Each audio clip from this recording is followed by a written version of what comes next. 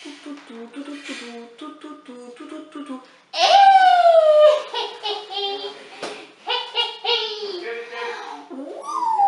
ma poupinette! Maman va filmer. Allez hop, on travaille.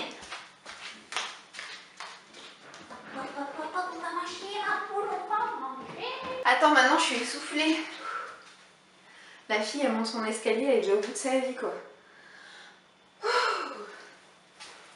Bonjour à tous, j'espère que vous allez bien. Je vous retrouve aujourd'hui dans une nouvelle vidéo. Il s'agit d'un update lecture et je vais vous présenter 6 de mes dernières lectures. C'est pas vraiment mes 6 derniers livres lus parce que je me suis transformée en une machine à lire dernièrement, ce qui fait que j'ai encore d'autres livres à vous présenter.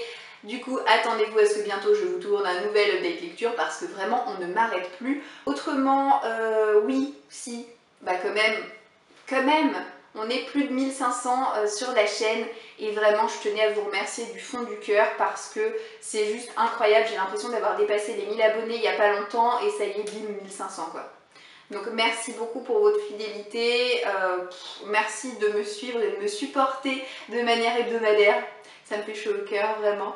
Et pour vous remercier, je vais organiser sous peu un petit concours. Ça va pas être un concours de fifou, hein. Je vais faire gagner un seul livre, mais un livre que je payerai avec mes sous. Donc j'espère que ça vous fera quand même très plaisir que j'organise ça pour marquer un petit peu voilà, les choses.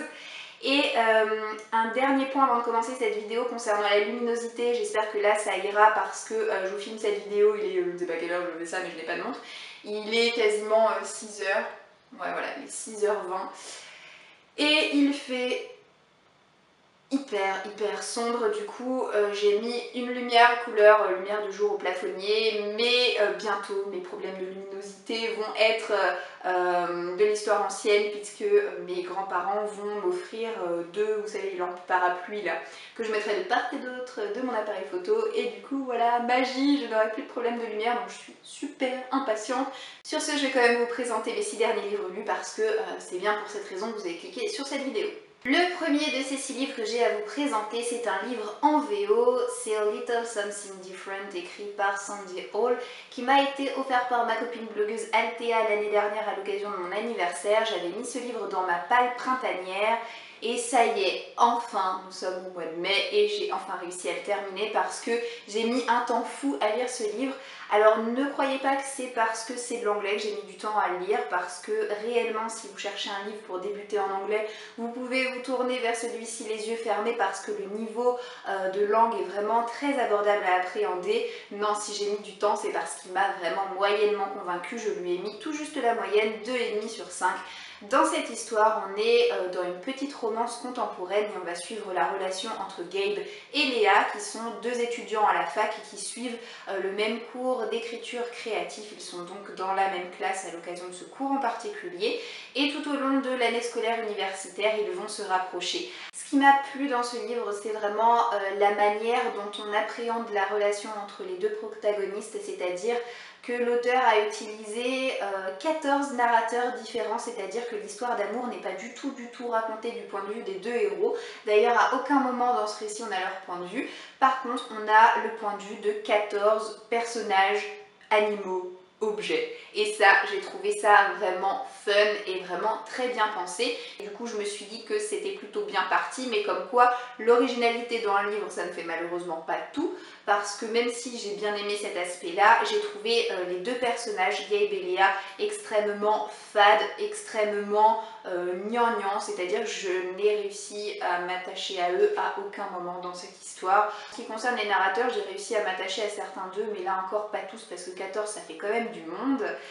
Mais voilà, pour plusieurs raisons, j'ai pas été très convaincue par cette histoire. En plus de ça, tout est convenu, il y a peu de rebondissements, la fin, on la voit arriver à 10 km à la ronde. J'ai pas eu de surprise en cours de lecture, mis à part le fait qu'il y ait tous ces narrateurs. Du coup, ça m'a un petit peu manqué et c'est pour ces différentes raisons que j'ai mis à ce livre la note de 2,5 sur 5.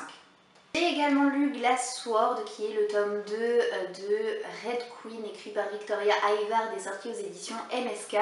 Pour rappel, j'ai lu Red Queen il n'y a vraiment pas très longtemps en lecture commune avec Béa. J'avais même eu à cette occasion un beau coup de cœur. Du coup, je suis contente d'avoir réussi à me caser le tome 2 pas longtemps après ma lecture du tome 1. Comme ça, les éléments du premier tome étaient assez frais dans ma mémoire.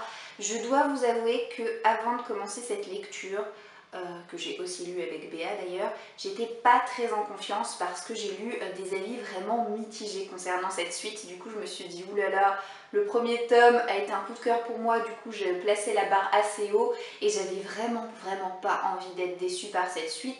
Je dois vous dire que maintenant que je l'ai lu, je me sens assez rassurée parce qu'effectivement il est peut-être un cran moins bon que le premier. On va dire que la surprise de la découverte est passée, mais je peux pas dire que j'ai été déçue parce que vraiment c'est pas le cas.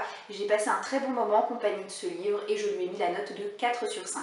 Pour vous résumer un petit peu les choses, surtout ce qui se passe dans le premier tome, on est dans un contexte fantasy dans lequel on a deux clans opposés. D'un côté, on a les argents qui représentent l'élite de la société, qui ont du sang couleur argent qui coule dans leurs veines et qui ont pour particularité d'avoir des pouvoirs extraordinaires. Et de l'autre côté, on a les rouges qui, eux, ont le sang rouge et qui sont un petit peu les esclaves des argents. Et parmi les rouges, on a l'héroïne qui s'appelle Mar et qui va découvrir un beau jour qu'elle semble être la seule rouge qui possède un pouvoir digne des argents. La première partie de ce livre est assez lente. Pour autant, je ne me suis pas ennuyée parce que l'auteur nous permet de découvrir d'autres choses, un autre contexte avec toute la partie sur la rébellion.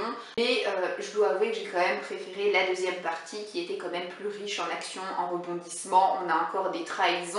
Voilà, j'ai l'impression que Victoria Ayvard manie d'une main de maître tout ce qui est twist et trahison diverses et variées. Ce qui fait que j'ai été très méfiante au cours de ma lecture. Je savais que j'allais encore une fois m'en prendre plein la tête.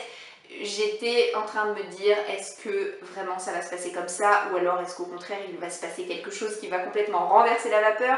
Voilà, j'essayais de décortiquer un petit peu tout. Pour autant j'ai quand même réussi à savourer cette histoire comme il se doit. Et en ce qui concerne le personnage de Mar, j'ai quand même noté qu'elle était extrêmement différente de ce qu'elle est dans le tome 1, parce que dans cette suite, elle est devenue froide, distante. On va dire que les diverses trahisons qu'elle a dû subir l'ont vraiment marquée et changée. Je préférais la Mar d'avant, bien entendu, mais je conçois tout à fait qu'elle soit devenue comme ça. Ça la rend encore plus réaliste par rapport à la situation présente. Et vraiment, quand j'ai lu la fin, je n'ai eu qu'une envie, c'est me procurer le tome 3, mais le tome 3 n'est même pas sorti en français, donc il va falloir que je prenne mon mal en patience. Mais c'est vraiment une série que je vous recommande parce qu'elle est super intéressante. Après Glass Sword, j'ai lu The Scorpion Rules écrit par Erin Bow qui m'a été gentiment envoyé par les éditions Lumen, donc je remercie bien entendu l'attaché de presse et la maison d'édition pour l'envoi de ce livre. Mais j'avoue, comme j'ai eu l'occasion de le dire à Émilie par mail, je n'ai pas trop accroché à cette dystopie, bien qu'on ne peut absolument pas lui enlever l'originalité incroyable qu'elle possède. Dans cette histoire, on a une intelligence artificielle qui s'appelle Thalys et qui gouverne le monde. Thalys a décidé que les représentants, donc princes ou princesses ou fils d'hommes politiques de chaque pays, devaient être un otage et devaient être enfermés dans des établissements qui s'appellent des préceptorats. Et à partir du moment où un pays décide de déclarer la guerre à un autre pays, chacun des représentants des deux pays qui se font la guerre vont être exécutés, ceci dans le but de limiter au maximum les guerres. Voilà, donc le sujet était hyper intriguant, hyper novateur. En plus, la maison d'édition a fait une campagne promotionnelle de dingue. Bref, autant vous dire que mes attentes étaient hyper élevées et autant vous dire que je suis tombée des nues en me rendant compte que ça passait vraiment moyennement avec moi. Alors, pour ce livre, il y a deux camps opposés. Il y a les camps qui, comme moi, ont préféré la première partie à la deuxième et les camps qui ont préféré la deuxième partie à la première. Donc, personnellement, comme je vous le disais, j'ai préféré la première partie qui met en place vraiment le contexte politique puisqu'on a une dimension politique assez marquée, mais pour autant c'est loin d'être chiant. Il faut juste s'accrocher parce que le contexte est assez complexe. Maintenant, ce qui m'a déplu dans ce livre, ce sont les personnages, mis à part Thalys, l'intelligence artificielle que j'ai trouvée absolument charismatique, absolument originale et complètement dingue. Je dois dire que les autres personnages m'ont laissé froide. C'est pourquoi je vous dis que j'ai eu du mal avec la deuxième partie de cette histoire, tout simplement parce que je n'ai adhéré à aucun des choix de l'auteur.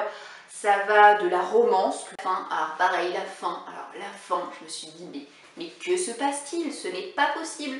Voilà, donc plein de petites choses comme ça m'ont fait me dire que ce qui était parti pour être une excellente lecture, et plus j'ai avancé dans cette histoire, plus je me suis dit, ouais, en fait, non, c'est pas trop ça, quoi. Donc, début excellent et fin pas excellente du tout. Ce qui fait que le résultat, j'ai mis tout juste la moyenne à ce livre, la note de 2,5 sur 5. Je continue avec un autre service presse puisque j'ai lu le tome 2 de Zodiac écrit par Robina Russell qui m'a été envoyé par les éditions Michel Lafon. Je dois dire que j'ai eu quelques appréhensions en commençant ce tome 2 puisque le tome 1 avait été une bonne lecture, je lui avais mis la note de 3 sur 5, mais je dois dire que c'est rare mais ça arrive.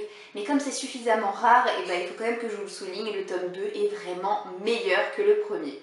Ce que j'ai adoré dans cette histoire, c'est qu'on est toujours dans le même contexte hyper riche culturellement, puisque c'est de la science-fiction et que les différentes constellations possèdent chacune le nom d'un des signes du zodiaque. Alors on a Gémeaux, Capricorne, Cancer, etc. Vous voyez le genre.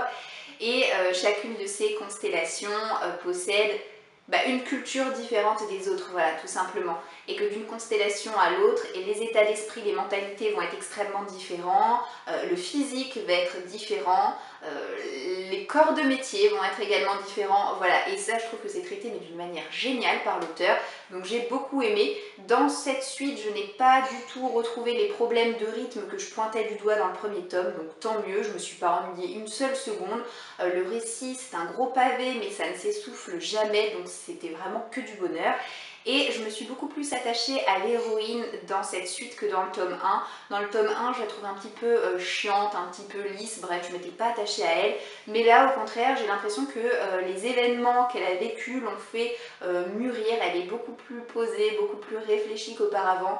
Alors, je suis toujours pas super enthousiaste à l'idée des présences masculines qui l'entourent.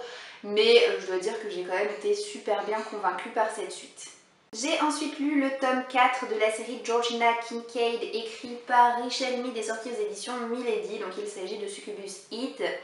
Alors ce tome-là, je l'ai tiré au sort dans ma saga Book Jar en début de mois dernier, donc début avril. Je l'ai lu et je l'ai adoré, ça n'a pas été un coup de cœur, mais je lui ai mis la note maximale de 5 sur 5 parce que vraiment je passe un super bon moment de lecture. J'ai l'impression que cette série vraiment se bonifie avec le temps. En ce qui concerne l'histoire, on est dans un univers assez bitlit où on suit le personnage de Georgina qui est un succube, c'est-à-dire qu'il s'agit d'une démone qui se nourrit des relations sexuelles qu'elle a avec le commun des mortels, puisque chaque relation sexuelle lui permet en fait d'avoir une dose d'énergie et elle a besoin de cette dose pour survivre. Donc elle fait ça la nuit, mais le jour elle est libraire. Là, dans le début de ce tome 4, elle vient de vivre une séparation vraiment pas évidente et elle devient carrément chiante, à tel point que son patron Jérôme l'envoie en mission au Canada pour se débarrasser un petit peu d'elle. Sauf que lorsque Georgina va revenir dans la ville où elle habite, il va y avoir deux problèmes. Le premier problème, c'est qu'elle a perdu ses pouvoirs, ce qui fait qu'elle est revenue au stade de simple humaine et que son boss Jérôme a disparu de la circulation. Alors bien entendu, on a toujours beaucoup d'humour, bien entendu, on a encore beaucoup de choses qui se passent. J'ai bien aimé l'intrigue parce qu'elle possède beaucoup plus de ramifications intéressantes que dans les autres tomes, j'ai trouvé. Ce qui m'a énormément plu dans ce tome-là, c'est Georgina confrontée à l'humanité. Non mais rien que ça, c'était extraordinaire parce que Georgina a tout simplement oublié ce que ça faisait qu'être un être humain. C'est-à-dire qu'elle se rend compte que n'importe quand, n'importe comment, elle peut mourir, elle peut tomber malade. Si elle recommence à fumer, ça se trouve, elle va avoir un cancer des poumons. Voilà, plein de choses comme ça, assez, pas rigolotes, mais bon, assez décalées et assez intéressant à suivre au final. Et forcément, sa liaison avec Seth va prendre un tout autre tournant que j'ai adoré découvrir. Voilà, on retrouve des anciens personnages, on en découvre d'autres, comme bien souvent dans les séries bitlit, mais en tout cas, ça a été un super bon moment pour moi. J'ai particulièrement apprécié la fin de l'histoire parce qu'on sent que l'auteur commence à amorcer en douceur, mais elle amorce quand même le tournant qui va la faire arriver à la fin de sa série, puisque cette série comporte 6 tomes qu'elle est maintenant terminée, donc il me tarde de lire la suite. Je passe au dernier livre que j'ai à vous présenter dans cette update. Il s'agit du Voleur de cœur écrit par Raya Haroum et sorti aux éditions Michel Lafon. Ce livre, je vous en parlais déjà brièvement lors de mon dernier book haul. Je vous disais alors que j'avais lu une 60aine de pages et que j'avais du mal à accrocher. Qu'en est-il à présent, maintenant que je l'ai terminé? Et je dois dire que ça a été vraiment une déception puisque je lui ai mis la note de 2 sur 5. Voilà, c'est dit. Je suis plutôt bon public en général, ce que je lis, j'apprécie. Bon, à des degrés divers et variés, mais dans l'ensemble, j'apprécie. Alors là, ce livre, je sais pas ce qui s'est passé, mais vraiment avec moi, ça ne l'a pas fait. Dans cette histoire, on est dans un univers résolument musical puisque lors de leur baptême, chaque bébé se voit recevoir un instrument de musique qui va, comme par magie, être pourvu d'un cœur, d'organes et faire partie intégrante de chaque individu. C'est-à-dire que si jamais l'individu est tué, son instrument de musique meurt. Si l'instrument de musique est tué et détruit ou meurt, et bah son hôte meurt également. Donc voilà, l'un ne va pas sans l'autre. Et la particularité du héros qui s'appelle Dylan, qui est un fils de chef de clan, c'est que il est plus ou moins défaillant dans le sens où son instrument de musique ne possède ni cœur ou organe, son instrument de musique est vide en fait. Ce qui m'a vraiment dérangée dans ce livre, c'est le personnage principal, et Dieu sait que c'est dur quand on n'arrive pas à s'attacher à un personnage principal, d'apprécier le récit dans son ensemble. C'est-à-dire que Dylan m'a fait une mauvaise impression du début à la fin. Il possède tellement de défauts que j'ai pas pu m'empêcher de me dire mais ça a été fait exprès par l'auteur. Enfin je veux dire, c'est pas possible autrement de cumuler autant de tares entre guillemets. C'est-à-dire que ce mec, il est fanfaron, il est peureux, il est lâche, il est grossier, il est bizarre et dégueulasse parce que le mec se fait pipi dessus mais à plusieurs reprises, mais littéralement hein, dans l'histoire, à un point que j'étais là, bon ok, enfin limite je me sentais gênée pour lui. Ce qui m'a aussi déplu dans ce livre, c'est que j'ai eu énormément de mal à démêler le vrai du faux parce qu'il se passe des choses, on a l'impression que ça se passe vraiment et quelques pages plus loin on nous dit « Ah bah non en fait ça s'est pas passé comme ça ». D'accord, voilà, super. J'ai mis un point parce que j'ai trouvé que l'univers était super original, c'est pas mal d'avoir fait un truc sur la musique, en plus les instruments mélo-âme, c'était pas mal trouvé. Et le deuxième point que j'ai mis, c'est par rapport à la fin qui était intéressante, intelligente et bien trouvée. Voilà. Je pense que ce livre peut trouver son public, mais concrètement, ce public, je n'en fais pas partie. Mon update lecture est maintenant terminé, j'espère qu'il vous aura plu, je vous souhaite de passer une très bonne journée et je vous dis à très bientôt dans une prochaine vidéo. Ciao ciao!